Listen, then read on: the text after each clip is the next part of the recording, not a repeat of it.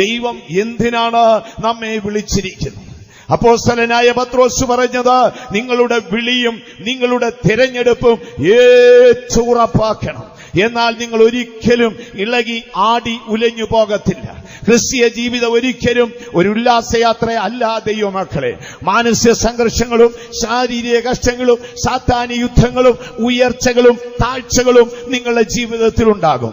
ഉയരുമ്പോൾ നിഗളിക്കാതെ, താഴുമ്പോൾ നിരാശപ്പെടാതെ, ഏകാന്തതയിൽ വ്യാകുലപ്പെടാതെ, സമൃദ്ധിയിൽ ആശ്വാസം പ്രാപിക്കാതെ ദൈവത്തിൽ വിശ്രമിച്ചുകൊണ്ട് വേണം ഒരു ക്രിസ്ത്യാനി നിത്യതയിലേക്ക് യാത്ര തിരിക്കേണ്ടത്. അപ്പോൾ ഇന്ന് രാത്രിയിൽ നമുക്ക് ചിന്തിക്കാം, ദൈവം നമ്മെ എന്തിനു വിളിച്ചു? അപ്പോസ്തലനായ പൗലോസ് ഈ വിളിയെ വിശേഷിപ്പിച്ചിരിക്കുന്നത് സ്വർഗീയ വിളി എന്നാണ്. എബ്രായ ലേഖനം 3-ാം അധ്യായത്തിന്റെ പ്രാരംഭ വരികളിൽ വരുമ്പോൾ അവിടെ പൗലോസ് പറയുന്നു, സ്വർഗീയ വിളിക്ക് ഓഹരിക്കാരായ വിശുദ്ധന്മാരെ.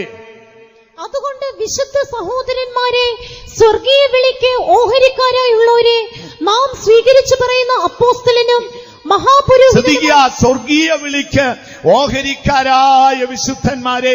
യഹൂദ നാട്ടിൽ നിന്ന് യഹൂദ മത ആചാരങ്ങളെ വിട്ട് യേശുവിനെ അനുഗമിച്ചവരോട് പറയുന്നു, സ്വർഗീയ വിളിക്ക് ഓഹരിക്കാരായ വിശുദ്ധന്മാരെ. വീണ്ടും അപ്പോസ്തലനായ പൗലോസ്ലീഹ തന്റെ വ്യക്തിപരമായ ജീവിതത്തിൽ താൻ ഇങ്ങനെ എഴുതിയിരിക്കുന്നു, ഞാൻ പരമവിളിയുടെ ലാക്കിലേക്ക് ഓടിപ്പോയിക്കൊണ്ടേയിരിക്കുന്നു. സ്വർഗീയ വിളിയെന്നും പരമവിളിയെന്നും വിശുദ്ധ തിരുവെഴുത്ത് നമ്മെ വിളിച്ച വിളിയെക്കുറിച്ച് പറയുകയാണ്. വിളിച്ചവൻ വിശ്വസ്തനാണ്, വിളിച്ചവൻ വിശുദ്ധനാണ്.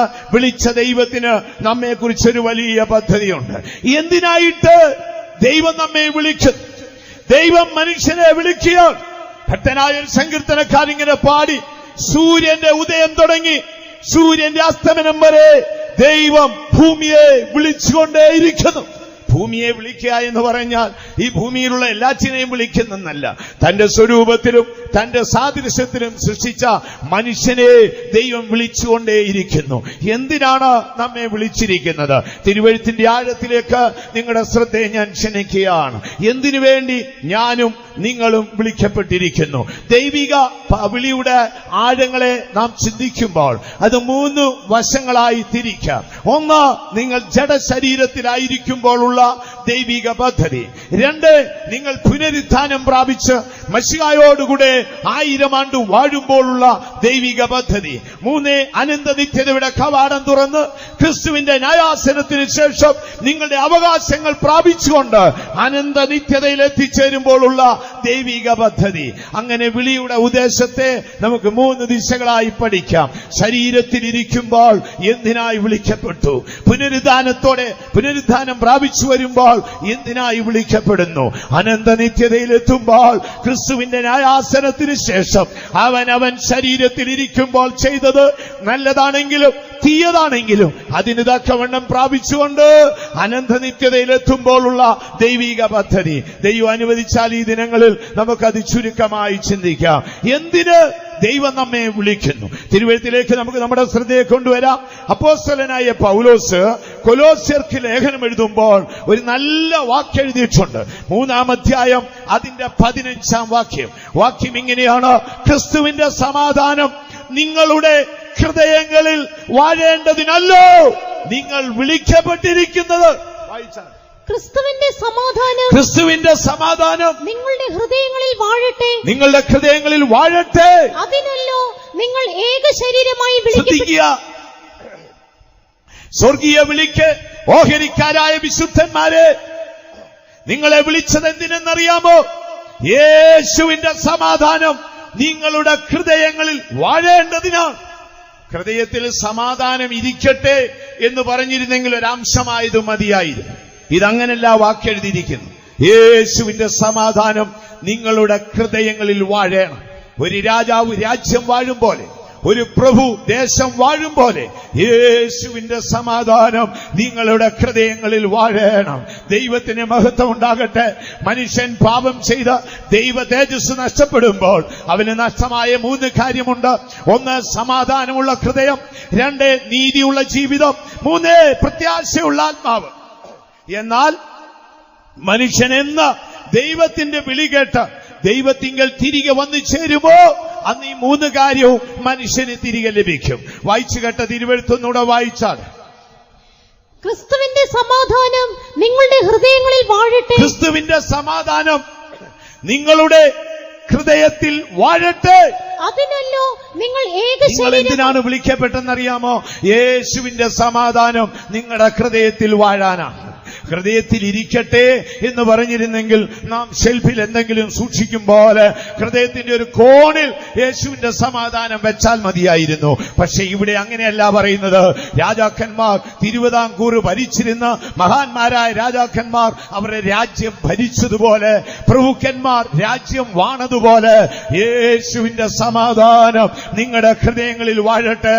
ഇന്ന് രാത്രി ആ സത്യം അറിയാത്ത ആരെങ്കിലും ഉണ്ടെങ്കിൽ, യേശുവിനാൽ വിളിക്കപ്പെട്ട ദൈവ പൈതലേ, വ്യാകുലപ്പെട്ട ഹൃദയത്തോട് വിട പറയുവീൻ.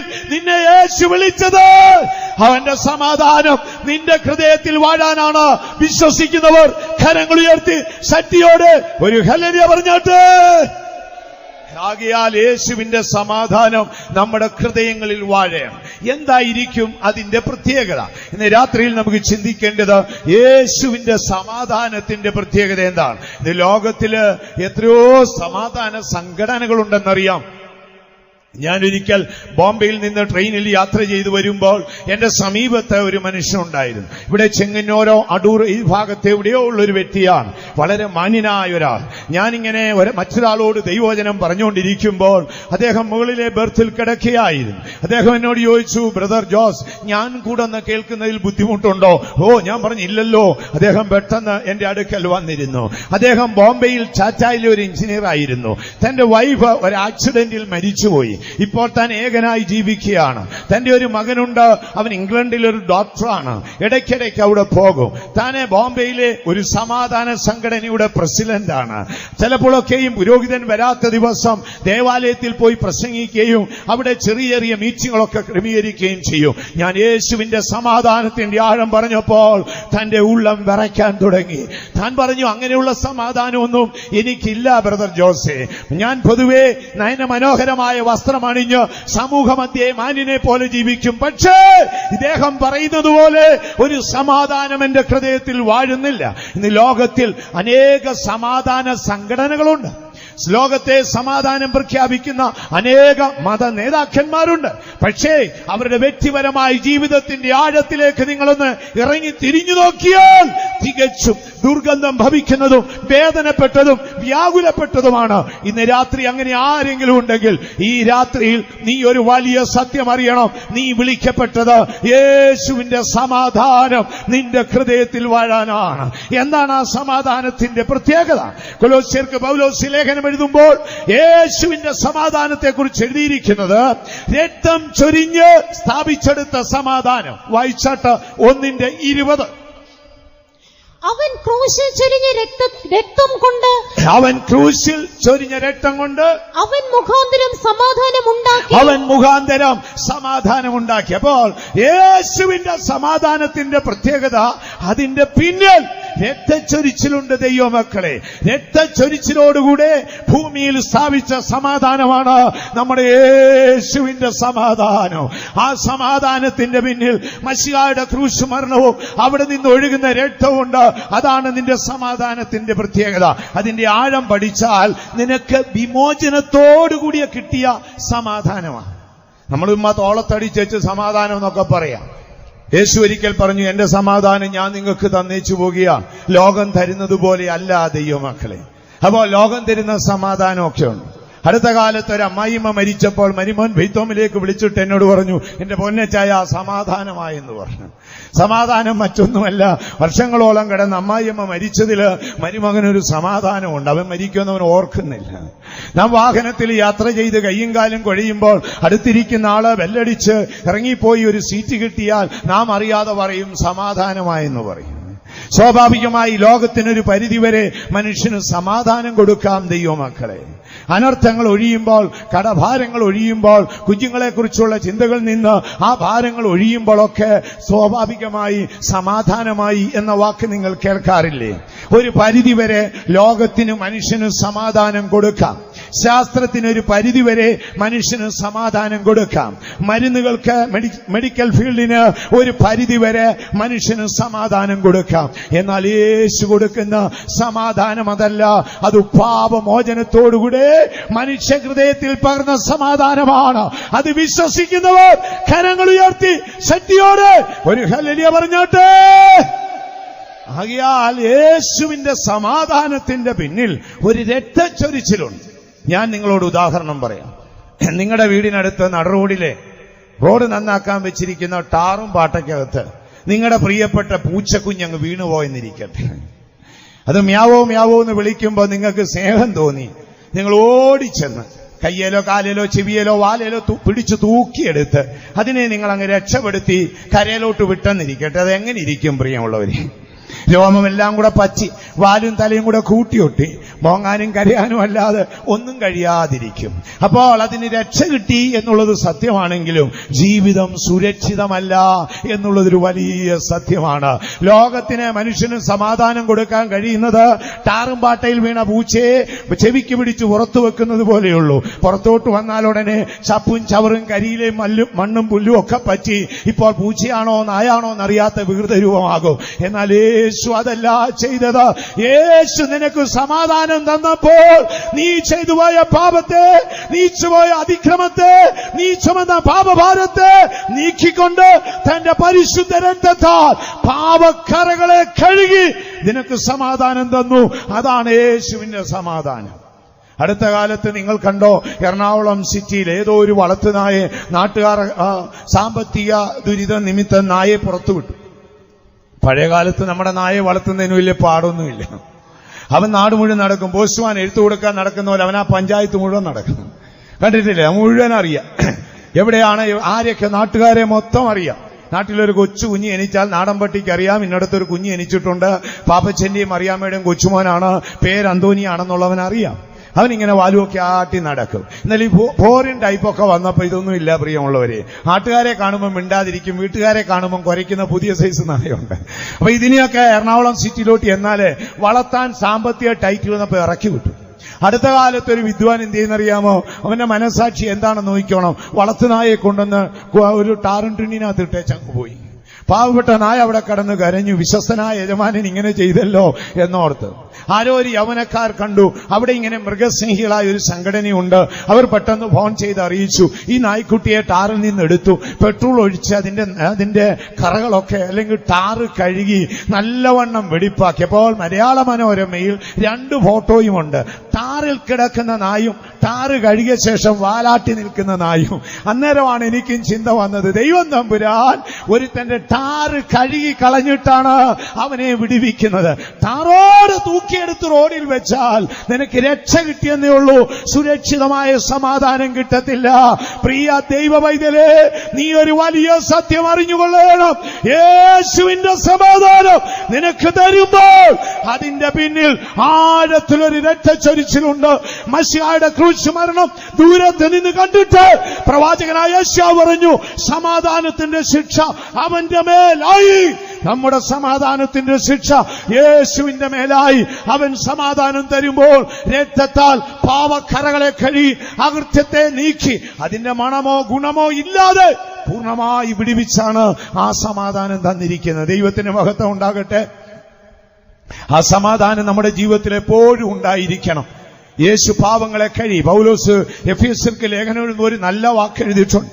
അതിക്രമത്തിലും പാപത്തിലും മരിച്ചവരായ നിങ്ങളെ ഉയർപ്പിച്ച് യേശുവിനോടുകൂടെ ഇരുത്തി പാപക്കറകളെയും അതിക്രമക്കറകളെയും കുഞ്ഞാടിന്റെ പരിശുദ്ധ നിണത്താൽ കഴുകി. ഇനി നിങ്ങൾ തിരിഞ്ഞു മണത്തു നോക്കിക്കാട്ട്. പാപത്തിന്റെ കറയുടെ മണം അവിടില്ല, അകൃത്യത്തിന്റെ കറയുടെ മണം അവിടില്ല, പാരമ്പര്യ ശാപത്തിന്റെ കറയുടെ മണം അവിടില്ല. ഇതിന്റെ പിന്നിൽ യേശുവിന്റെ രക്തമുണ്ട്. നീതിയുള്ള പരിശുദ്ധ പിതാവ് തന്റെ ഏകജാതനെ ക്രൂശിൽ അർപ്പിച്ച് അവന്റെ രക്തത്താൽ ഹൃദയത്തിൽ സമാധാനം പ്രാപിച്ചവർ കരങ്ങൾ ഉയർത്തി ശക്തിയോടെ ഒരു ഹല്ലേലൂയ പറഞ്ഞാട്ടെ. അപ്പോൾ ഈ സമാധാനം, യേശുവിന്റെ സമാധാനം പ്രാപിക്കാനാണ് ഞാനും നിങ്ങളും വിളിക്കപ്പെട്ടിരിക്കുന്നത്. സമാധാനമില്ലാത്ത ആരെങ്കിലും ഉണ്ടെങ്കിൽ ഇന്ന് രാത്രി ഇത് അറിഞ്ഞുകൊണ്ടേ പോകാവൂ. ഞാൻ എന്റെ സമാധാനം നിങ്ങൾക്ക് തരുന്നു എന്ന് പറഞ്ഞു തീരുകയല്ല സഹോദരങ്ങളെ. ആ സമാധാനത്തിന്റെ പിന്നിൽ ഒരു രക്തച്ചൊരിച്ചിലുണ്ട്. പാപക്കറകളെ കഴുകി, അതിക്രമങ്ങളെ മോചിച്ചു. എത്രയോ പ്രാകൃതരായ മനുഷ്യരെ നിങ്ങൾ കണ്ടിട്ടില്ലേ? അവരെങ്ങനെ ഇങ്ങനെ ആയിത്തീർന്നെന്ന് മനുഷ്യബുദ്ധിക്ക് ഉൾക്കൊള്ളാനൊക്കത്തില്ല. ഞങ്ങളുടെ ജീവിതയാത്രയിൽ ഞങ്ങൾ പലരെയും കണ്ടെത്താറുണ്ട്. ചിലപ്പോൾ പ്രാകൃതരായിരിക്കും. വർഷങ്ങൾക്ക് മുൻപ് ഞാനൊരു ദിവസം ഇങ്ങനെ തമിഴ്നാട്ടിലേക്ക് പ്രസംഗിക്കാൻ പോവുകയാണ്. അന്ന് ഞാൻ ആലുവായിലാണ് ഇരുന്നത്. തമിഴ്നാട്ടിലേക്ക് പോകാൻ കുമളി കേച്ചത്തിങ്കിലേക്ക് പോവുകയാണ്. ഞാൻ ബാക്ക് സൈഡിൽ ഉറങ്ങുകയായിരുന്നു. പെട്ടെന്ന് ആരോ എന്നെ തട്ടിട്ട് പറഞ്ഞു, ഇടതു സൈഡിൽ ഒരു ദരിദ്രനായ മനുഷ്യൻ ഇറങ്ങി വരും, വാഹനം നിർത്തി നീ അവനൊരു 500 രൂപ കൊടുത്തേക്കാൻ പറഞ്ഞു. 12 വർഷങ്ങൾക്കപ്പുറമാണ്. ഞാൻ എന്റെ വാഹനം ഓടിക്കുന്ന അദ്ദേഹത്തോട് പറഞ്ഞു, ജോയ് വാഹനം സൈഡിലേക്ക് തിരിച്ചാട്ട്, ആരോ ഒരുവൻ എതിരിട്ട് വരുന്നുണ്ട്, അവൻ ഇങ്ങനെ ചെയ്യാൻ ദൈവം പറഞ്ഞു. അദ്ദേഹം കയറ്റത്തിൽ വാഹനം നിർത്തി അടയൊക്കെ വെച്ച് അവിടെ കാത്തിരുന്നു. ആരും വരുന്നില്ല. കുറെ കഴിഞ്ഞപ്പോൾ ഒരു സാധുവായ മനുഷ്യൻ ദൂരത്തുനിന്ന് വരുന്നു. അവൻ കാറിന്റെ കണ്ണാടിക്കടയിൽ കൂടെ എന്നെ നോക്കിയിട്ട് ചോദിച്ചു, ജോസച്ചാനാണോ? ഞാനാകെ ഞെട്ടിപ്പോയി. ജോസച്ചാനാണോ? അതെ. ഞാൻ പറഞ്ഞു, അതെ. ചാൻ എന്നെ അറിയാമോ? ഞാൻ പറഞ്ഞു, അറിയത്തില്ല. വർഷങ്ങൾക്ക് മുൻപേ വെച്ചുച്ചിറയിൽ ജോയി എന്ന് പറയുന്ന ഒരു വിശ്വാസിയുടെ അമ്മ മരിച്ചില്ലേ? അന്ന് ഞാൻ മദ്യപിച്ച് അവിടെ കുഴിവെട്ടാൻ വന്ന ഒരു പ്രാകൃത മനുഷ്യനാണ്. യേശു വരുമെന്ന് പറഞ്ഞ് മാർത്തയും മറിയയും ലാസറിനെ ധൈര്യപ്പെടുത്തിയിരുന്നു. അതുകൊണ്ടാണ് യേശു വന്ന് ലാസറിനെ വിളിച്ചപ്പോൾ ലാസർ എഴുന്നേറ്റ് വന്നെന്ന് അച്ഛൻ പറഞ്ഞില്ലേ? ഞാൻ പറഞ്ഞു, ഞാൻ ഓർക്കുന്നില്ല. സമയം, സംഭവം എല്ലാം എന്നെ പറഞ്ഞു കേൾപ്പിച്ചു. അന്ന് ഞാൻ രക്ഷിക്കപ്പെട്ട ചായ. അന്ന് എന്റെ മദ്യപാനത്തോട് ഞാൻ വിട പറഞ്ഞു. യേശുവിന്റെ ശബ്ദം കേൾക്കാൻ എനിക്കിട വന്നു. ഞാൻ ആ ദേശം വിട്ട് 4 വർഷത്തോളം ബൈബിൾ കോളേജിൽ പഠിച്ചു. ഇപ്പോൾ ഞാൻ ട്രാക്ട് വിതരണം ചെയ്യാൻ ഈ തെരുവിലേക്ക് വന്നിരിക്കുകയാണ്. കണ്ടതിൽ വലിയ സന്തോഷം. പ്രിയ ദൈവവൈദ്യരെ, അധർമ്മിയായവനെ വീണ്ടെടുത്ത് സൽപ്രവൃത്തിയിൽ ശുഷ്കാന്തിയാക്കി തീർത്തത് ശാസ്ത്രമല്ല, മതമല്ല, മനുഷ്യന്റെ പ്രാപ്തിയല്ല, അത് യേശുവിന്റെ രക്തമാണ്. വിശ്വസിക്കുന്നവർ കരങ്ങൾ ഉയർത്തി ശക്തിയോടെ ഒരു ഹല്ലേലൂയ പറഞ്ഞിട്ട്. ആകയാൽ ആ യേശുവിന്റെ സമാധാനം നിന്റെ ഹൃദയത്തിൽ അങ്ങ് വാഴണം. എവിടെങ്കിലും മൂലയ്ക്ക് കയറി ഇരിക്കരുത്. ആ ഹൃദയത്തിൽ അടക്കി വാഴണം. വലിയ ആഴങ്ങളിലാണ് ആ സമാധാനത്തിന്റെ പിന്നിൽ. ഇനി അടുത്ത ഭാഗത്തേക്ക് നമുക്ക് വരാം. അപ്പോൾ രക്തം ചൊരിഞ്ഞ് പാപവിമോചനം പ്രാപിച്ച സമാധാനമാണ്. അതാണോ? മനുഷ്യന്റെ മനസാക്ഷി എന്ന് പറയുന്ന ഒരു ഭയങ്കരമായ ദൈവമക്കൾ. പരേതനായ വാസു വൈത്തോമസ് അതിനൊരു നല്ല എക്സാമ്പിൾ പറയും. അദ്ദേഹം പറയുന്നത്, മനുഷ്യൻ ഭക്ഷണം കഴിക്കുമ്പോൾ പുട്ട് തിന്നുമ്പോൾ തേങ്ങാപ്പീര പല്ലിനടയിൽ കയറിയാൽ നാക്കടങ്ങിയിരിക്കത്തില്ല. ഇരിക്കുമോ? നാക്കടങ്ങിയിരിക്കത്തില്ല. പ്രിയമുള്ളവർ, വൈത്തോമസ് അച്ചാൻ പറയുന്നൊരു വാക്കാണ്. പുട്ട് കഴിക്കുമ്പോൾ തേങ്ങാപ്പീര പല്ലിനടയിൽ കയറിയ നാക്കടങ്ങിയിരിക്കും, അടങ്ങിയിരിക്കത്തില്ല. നാക്കിങ്ങനെ ഇടയ്ക്കിടയ്ക്ക് ആ തേങ്ങാപ്പീരെ ഞോണ്ടിക്കൊണ്ടിരിക്കും. ഇതുപോലെയാണ് ഈ പാപത്തിന്റെ ശക്തി. ഇടയ്ക്കിടയ്ക്ക് അവൻ ആ മനസാക്ഷി ഒന്ന് ഞോണ്ടിച്ചൊറിഞ്ഞുകൊണ്ടിരിക്കും. ഇപ്പൊ നമ്മുടെ സ്വസ്ഥത പോയി പോകും. അപ്പോൾ യേശുവിന്റെ സ്നേഹം നിന്റെ ഹൃദയത്തിൽ വാഴുന്നതിന്റെ പിന്നിൽ രക്തച്ചൊരിച്ചിലുണ്ട്.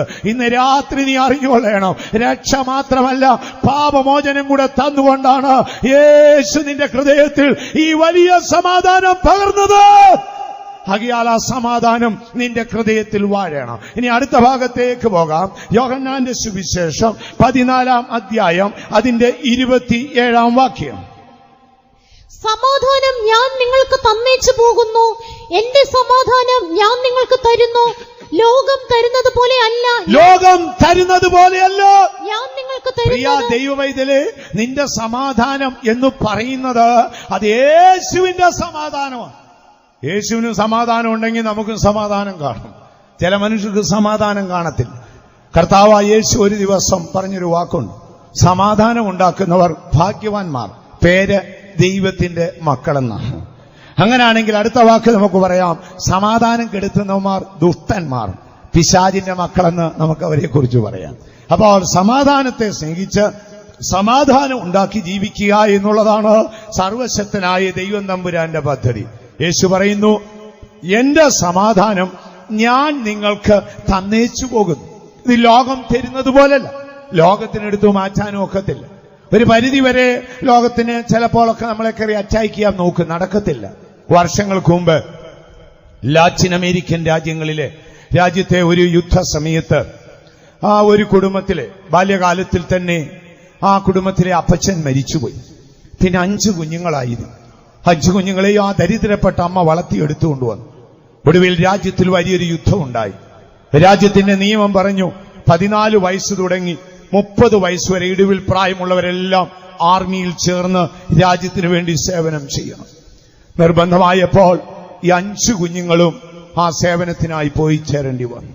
യുദ്ധമൂർച്ഛിതാവസ്ഥയിൽ നടന്നു. അക്കാലത്ത് ഇക്കാലത്തെ പോലുള്ള ഈ സന്ദേശം അറിയിക്കാനുള്ള സൗകര്യങ്ങളൊന്നുമില്ല.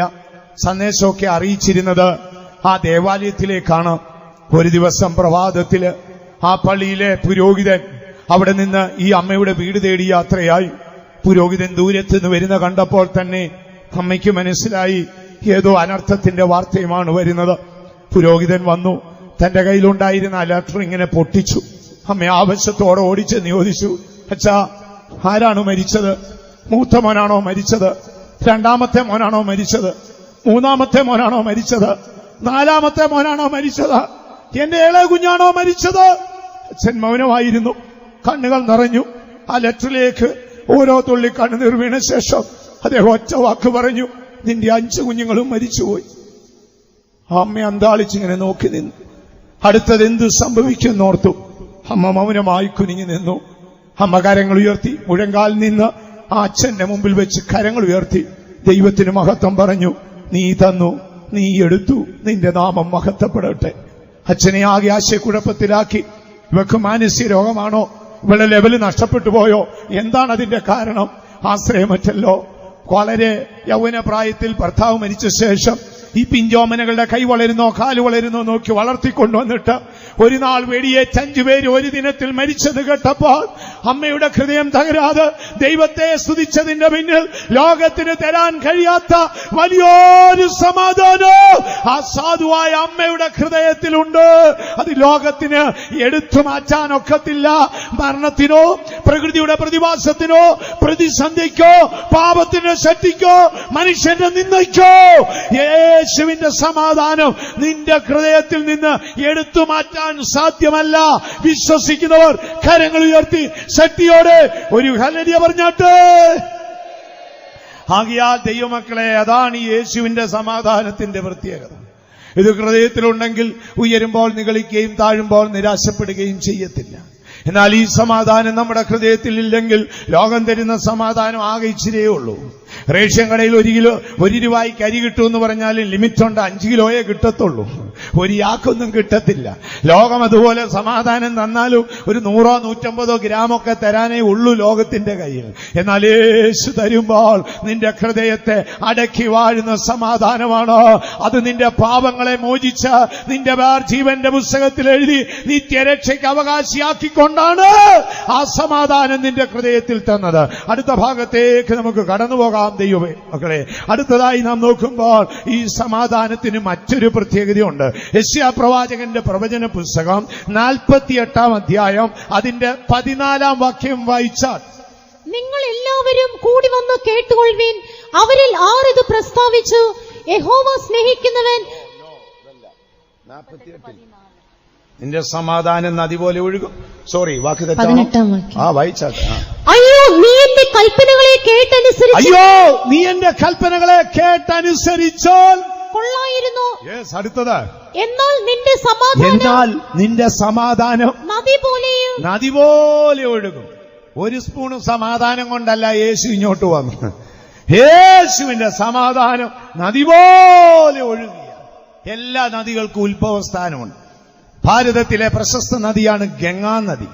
ആയിരക്കണക്കിന് മൈലുകളെ താണ്ടി അവ ഒഴുകി ആയിരങ്ങൾക്ക് ജീവനും കുളിർമയും നൽകുന്നു. ഈ നദിയുടെ ഉത്ഭവം ഹിമാലയത്തിലാണ്. ഹിമാലയത്തിലെ മഞ്ഞ് ഉരുകി പല ദിശകളിൽ കൂടെ ഒഴുകിയെത്തി ഗംഗയെ വെള്ളം കൊണ്ട് ജലം കൊണ്ട് നിറച്ച് അതിങ്ങനെ ഭൂമിയിലേക്ക് ഒഴുകുകയാണ്. കേരളത്തിലെ പ്രശസ്ത നദിയാണ് പമ്പാ നദി. ആ പമ്പാ നദിയുടെ ഉത്ഭവം ശബരിമലയുടെ ഭാഗത്ത് നിന്നാണ്. പലയിടങ്ങളിൽ വീഴുന്ന ആ ജലധാരകൾ ഒഴുകിയെത്തി ഇതൊരു വലിയ നദിയായി ഒഴുകി അറബിയൻ കടലിലേക്ക് പോവുകയാണ്. അപ്പോൾ എല്ലാ നദികൾക്കും ഒരു ഉത്ഭവമുണ്ട് ദൈവമക്കളെ. നിന്റെ ആ സമാധാനം എന്ന് പറയുന്നത് ഒരു തടാകമല്ല, അത് ഒരു ഉറവയല്ല, അത് ഉയരത്തിൽ നിന്ന് ഒഴുകിയെത്തിയ നദിയാണ്.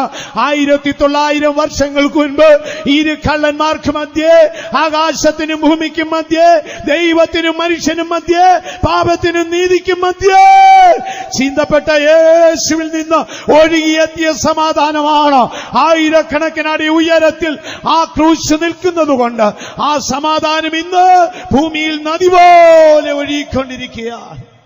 അതിങ്ങനെ ഒരു സ്പൂണിൽ കോരി കുടിക്കുന്നതൊന്നുമല്ല ദൈവമക്കളെ, അതിങ്ങനെ നദി പോലെ ഒഴുകിക്കൊണ്ടേയിരിക്കും.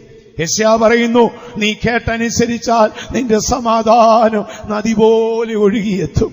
നദിക്കൊരു ഉയർന്ന മലമടക്കല്ലെങ്കിൽ ഉയരമുള്ള സ്ഥാനം അതിന്റെ ഉത്ഭവസ്ഥാനമാണെങ്കിൽ സമാധാനത്തിനൊരു ഉത്ഭവസ്ഥാനമുണ്ട്. അത് മശിഹായുടെ ക്രൂശ് മരണമാണ്. കണ്ടാൽ ആളല്ലെന്ന് തോന്നുമാർ ശരീരമാസകലനും അടിയേറ്റ് താടിരോമങ്ങൾ വലിച്ചു മറിക്കപ്പെട്ട് മുതുക് ഉഴവിച്ചാല് പോലെ കയറി നഗ്നത മറയ്ക്കാൻ മാത്രം വസ്ത്രം കൊടുത്ത് ആകാശത്തിനും ഭൂമിക്കും മധ്യേ തൂക്കപ്പെടുന്ന യേശുവിനെ നോക്കിക്കൊണ്ട് യെശയ്യാ വിളിച്ചു പറഞ്ഞു, നമ്മുടെ സമാധാനത്തിന്റെ ശിക്ഷ അവന്റെ മേലായി. ആകയാൽ ഇത് ഈ സമാധാനത്തിന്റെ ഉത്ഭവം രക്ഷകന്റെ ക്രൂശാണ്. 1000 അടി ഉയരത്തിൽ നിന്ന് താഴ്വരയിലേക്ക് ഒഴുകി വന്ന് ആ സമാധാനം നദി പോലെ ഒഴുകിയ മശിഹായുടെ കാൽവറിയിൽ നിന്ന് ഒഴുകുന്ന ആ സമാധാനമാണ് യേശുവിന്റെ സമാധാനം. അത് നിന്റെ ഹൃദയത്തിൽ വാഴട്ടെ. അടുത്ത ഭാഗത്തേക്ക് നമുക്ക് കടന്നുപോകാം. ഈ സമാധാനത്തിന് മറ്റൊരു ദിശയുണ്ട്. വിശുദ്ധ പൗലോസ് ഫിലിപ്പിയർക്ക് ലേഖനം എഴുതുമ്പോൾ 4-ാം അധ്യായം അതിന്റെ 7-ാം വാക്യം വായിച്ചാൽ, എന്നാൽ സകല ബുദ്ധിയും കവിയുന്ന ദൈവ സമാധാനം, യേശുവിന്റെ സമാധാനത്തിന്റെ 4-ാമത്തെ പ്രത്യേകതയാണ് സകല ബുദ്ധിയെയും കവിയുന്ന ദൈവത്തിന്റെ സമാധാനം. അതൊരു പുതിയ കാര്യമാണ്. സകല ബുദ്ധിയുടെ മേളിൽ. ബുദ്ധിയുള്ളത് കൊണ്ടാണല്ലോ നമ്മൾ ചിന്തിക്കുന്നത്. ബുദ്ധിയുള്ളത് കൊണ്ട് എന്ത് ചെയ്യുന്നറിയാമോ? ഒന്ന്, നമ്മൾ ചിന്തിക്കും. 2, നമ്മൾ ഓർത്തിരിക്കും. ഈ ചിന്തയുടെയും ഓർമ്മയുടെയും പിന്നിൽ വലിയ ഭയമുണ്ടാകും. ചില മനുഷ്യർ ചിന്തിച്ച് അന്തമില്ലാതെ പോകും. തമിഴ്നാട്ടിൽ പൊതുവെ ഒരു സംസാര വാക്കുണ്ട്, നാടൻ ഭാഷയുണ്ട്, ചിന്തിച്ചാൽ അന്തവും ഇല്ല, ചിന്തിച്ചില്ലേൽ ഒരു കുന്തവും ഇല്ല. സത്യമാണ്. ചിന്തിച്ചാൽ എങ്ങാണ്ട് അന്തമുണ്ടോ ദൈവമക്കളെ? ചിന്തിച്ച് നടക്കും. മഹാന്മാരൊക്കെ ചിന്തിച്ചാൽ നല്ലതായിരിക്കും കേട്ടോ. ഐസക് ന്യൂട്ടൺ ചിന്തിച്ച് 22 മണിക്കൂറൊക്കെ റിസർച്ച് ചെയ്യുമായിരുന്നെന്നാ പറയും. തന്റെ മൂക്കത്തൊരു ആപ്പിൾ വീണേ, മൂക്കത്തൂടെ വരഞ്ഞ ആപ്പിൾ അങ്ങ് താഴെ പോയി. നമ്മുടെ കുഞ്ഞുങ്ങളാണെങ്കിൽ കഴിവ് പോലും ചെയ്യാതെ തുണിത്തുമ്പയിലോട്ട് തേച്ചിട്ട് ദൈവം തന്നു സ്വോത്രം എന്ന് പറഞ്ഞ് ഒറ്റ കടി അടിക്കും. ഐസക് ന്യൂട്ടൻ മൂക്കെ കൂടെ വീണ് ആപ്പിളിനോട് തന്നെ ചോദിച്ചു, നിനക്കെന്താ മേളിലോട്ട് പോകാൻ വയ്യായിരുന്നോ, എന്തിനാ താഴോട്ട് വന്നു? വലിച്ചൊറ്റയേറെറിഞ്ഞു. അത് വീണ്ടും തറയിൽ കുത്തി മേളിലോട്ട് പൊങ്ങുന്ന കണ്ടപ്പോൾ മനസ്സ് വികസിച്ചു. പിന്നെ ജീവിതത്തിന്റെ എല്ലാം ഉപേക്ഷിച്ചു. 22 മണിക്കൂർ റിസർച്ച് ചെയ്യും. വർഷങ്ങൾ പലത് കഴിഞ്ഞപ്പോൾ ഒരു സ്നേഹിതൻ കണ്ടു. സ്നേഹിതൻ കണ്ടപ്പോൾ ചോദിച്ചു, ഐസക്കെ കല്യാണം കഴിച്ചില്ലേന്ന്. ഇപ്പൊ പറഞ്ഞു, സോറി, ഞാൻ മറന്നുപോയത്. കല്യാണം കഴിക്കുന്ന കാര്യമൊക്കെ അങ്ങ് ഐസക് മറന്നുപോയി. നമ്മുടെ പിള്ളേരോട് ചോദിച്ചാൽ അവന്മാർക്ക് അത് മാത്രമേ ഉള്ളൂ ഓർമ്മ. എന്നാൽ ഐസക് അങ്ങ് മറന്നുപോയി. നല്ലവർ ചിന്തിക്കട്ടെ, ചിന്തിക്കുന്നത് നല്ല കാര്യമാണ്. എത്രയോ പേരുടെ ചിന്തയുടെ ഫലമാണ് ഈ ലോകം ഉയരങ്ങളിലേക്ക് എത്തിയത്. ഈ ബൾബ് കണ്ടുപിടിച്ച തോമസ് ആൽവാ എഡിസൺ വിദ്യാഭ്യാസമില്ല, ചെവി കേൾക്കാത്തൊരു സാധു മനുഷ്യൻ എത്രയോ കാലം റിസർച്ച് ചെയ്തു. 90 വയസ്സുള്ളപ്പോഴും താനെ റിസർച്ച് ചെയ്യാൻ പോകുന്ന കാര്യങ്ങളൊക്കെ ചില പ്രോഗ്രാമുകളിൽ കുട്ടികൾ ഞാൻ കണ്ടിട്ടുണ്ട്. അത്ഭുതം തോന്നിപ്പോകും ദൈവമക്കളെ. അപ്പോൾ ഈ ബുദ്ധിമാന്മാർ ചിന്തിച്ചാൽ ഗുണം വരും, ബുദ്ധികെട്ട നമ്മൾ ചിന്തിച്ചാൽ ആയുസ് തീർന്നു കിട്ടും. അപ്പോൾ ചിന്തിക്കുന്നതുകൊണ്ട് എന്ത് സംഭവിക്കുന്നറിയാമോ? ഒന്ന്, വലിയ ചിന്ത മനുഷ്യനെ കണ്ടമാനം അറ്റാക്ക് ചെയ്യും. ചില മനുഷ്യരെ കണ്ടില്ലേ, ചുമ്മാതങ്ങ് ചിന്തിച്ച് അവന്റെ ഉള്ള സ്വസ്ഥത അങ്ങ് പോവുക. പൗലോസ് പറയുന്നു, സകല ബുദ്ധിയെയും കവിയുന്ന ദൈവത്തിന്റെ സമാധാനമാണ് യേശു നിങ്ങൾക്ക് തന്നിരിക്കുന്നത്. അപ്പൊ ഈ ചിന്തയുള്ളത് കൊണ്ട് എന്ത് ചെയ്യുന്നറിയാമോ? ഒന്ന്, നമ്മളിങ്ങനെ ഓർത്തിരിക്കും. ചില മനുഷ്യരെയൊക്കെ കണ്ടിട്ടില്ലേ, എന്തോ ഒരു ഓർമ്മയാണെന്നറിയാം, ഓർത്തിരിക്കും. 2, ഈ ചിന്തയുള്ളത് കൊണ്ട് പലപ്പോഴും പലർക്കും വന്ന അനർത്ഥങ്ങൾ കാണും. നമ്മുടെ കയ്യിലോ കാലിലോ അവിടെങ്ങാണ്ട് ഇനി ആടിന് ചപ്പോ കാടോ പറിക്കാൻ പോയപ്പോ എന്തെങ്കിലും ആട്ടാമ്പുഴു ഉറി ഒരു ചെറിയ തടിപ്പായിരിക്കും കാണും. ആ തടിപ്പ് അന്നേരമാ കണ്ടത്. വൈകിട്ട് കിടക്കാൻ നേരം, അയ്യോ ഇടത് കയ്യിലൊരു തടിപ്പുണ്ട്, അൾസറാണോ ക്യാൻസർ ആണെന്ന് തോന്നുന്നു. ഇതിനങ്ങോട്ട് ചിന്തിക്കാൻ തുടങ്ങും. ഉറക്കവും കെടും. വഴിയെ പോയ ക്യാൻസർ ഓട്ടോ പിടിച്ച് ഇവന്റെ കൂടെ കൂടും. ഇയ്യോബ് പറഞ്ഞൊരു വാക്കുണ്ട്. ഇയ്യോബ് പറയാണ്, യഹോവേ, ഞാൻ ഭയപ്പെട്ടതാണ് എനിക്ക് ഭവിച്ചത്. ഇയ്യോബ് നീതിമാൻ, നിഷ്കളങ്കൻ, നേരുള്ളവൻ, ദോഷം വിട്ടോടിപ്പോകുന്നു. എന്നാൽ ഒരു കുഴപ്പമുണ്ടെങ്കിൽ ഭയങ്കര പേടിയായിരുന്നു. പേടിക്കാത്തൊരു വിഷയമേ ഉള്ളൂ, അത് ഭാര്യ മരിച്ചു പോകുമോന്നാണ്. അതുകൊണ്ട് അതൊട്ട മരിച്ചു പോയുമില്ല. അതാണ് ബാക്കി കാര്യമെല്ലാം പേടിച്ചു. കുഞ്ഞുങ്ങളെല്ലാം കൂടെ കൊടുങ്കാറ്റടിച്ച് ഒരു ദിവസം വീണ് എന്റെ കുഞ്ഞുങ്ങൾ ചത്തുമോമോ എന്നൊരു പേടിയോ, എന്റെ സമ്പത്ത് ആടുമാടുകളെല്ലാം നാട്ടുകാർ പിടിച്ചോണ്ട് പോകുമോ എന്നൊരു സമ്പത്തുണ്ട്. ദൈവം കെട്ടിയ വേലി പൊളിച്ചിട്ട് പിശാച് അകത്ത് കയറുമോ എന്നൊരു പേടിയുണ്ട്. നാട്ടുകാരെന്നെ തെരുവ് വിളിച്ച് കൂകുമോ എന്നൊരു പേടിയുണ്ട്. ഇപ്പം 90 കിലോ തൂക്കമുണ്ട്, കർത്താവെ രോഗം പിടിച്ച് 45 കിലോ ആകുമോ എന്നൊരു പേടിയുണ്ട്. ഈ പേടിയെല്ലാം കൂടെ ആവറേജ് ചെയ്ത് പിശാച് കാൽക്കുലേഷൻ ചെയ്ത് ഒരൊറ്റയടി അടിച്ചു. ഒടുവിൽ ഇയ്യോബ് പറഞ്ഞു, അയ്യോ യഹോവേ, ഞാൻ ഭയപ്പെട്ടത് തന്നെ എനിക്ക് വന്നു ഭവിച്ചു. ഇതെവിടെ നിന്നാണ്? ചിന്തയിൽ നിന്നാണ്. എത്രയോ മനുഷ്യർ ചിന്തിച്ച് ചിന്തിച്ച് നല്ല ആയുസ് മുഴുവൻ കളയുന്നറിയും. ആവശ്യമുള്ളതും ഇല്ലാത്തതും എല്ലാം ചിന്തിക്കുകയാണ്. ഇപ്പം അടുത്ത കാലത്തായി കണ്ടിട്ട് എന്തെങ്കിലും ഒന്ന് കേട്ടാൽ മതി, ലക്ഷണം കണ്ടാ പറയുന്നത് ക്യാൻസർ ആയിരിക്കാം, അൾസർ ആയിരിക്കാം, ഡയബറ്റിക് ആയിരിക്കാം, TB ആയിരിക്കാം. പിന്നെ അവര് തന്നെ അനുകമ്പ തേടി ഇങ്ങനെ അങ്ങ് പോവുകയാണ്. സഹതാപം തേടുന്നവനും വിമർശനം പേടിക്കുന്നവനും വികലാംഗനാണെന്ന് പണ്ടൊരു പാസ്റ്റർ പറഞ്ഞു കേട്ടിരുന്നു. അതുകൊണ്ട് സഹതാപം തേടാനും പിന്നെ അതുപോലെ വിമർശനം പേടിക്കാനും ഒന്നും പോകരുത്. അവൻ തലകുത്തിന്ന് അവന്റെ പടലിയല്ലേ കഴിക്കുന്നത്. നമ്മുടെ പടലി വാടകയ്ക്കെടുത്ത് അവൻ തലകുത്തിക്കാനേ നമുക്ക് കാര്യം പറയാം. ഇതല്ലല്ലോ. അവൻ തലകുത്തിന്നാൽ അവന്റെ പടലി കഴിച്ചോളും. അപ്പോൾ നമ്മളെ അലട്ടുന്ന ഒരു വലിയ പ്രതിസന്ധിയുണ്ട് ചിന്ത. ചിന്തിച്ച് ചിന്തിച്ച് ചിന്തിച്ച് ആയുസ് മുഴുവൻ തീരും. ചില മനുഷ്യരെ കണ്ടില്ലേ, എന്തിനാണോ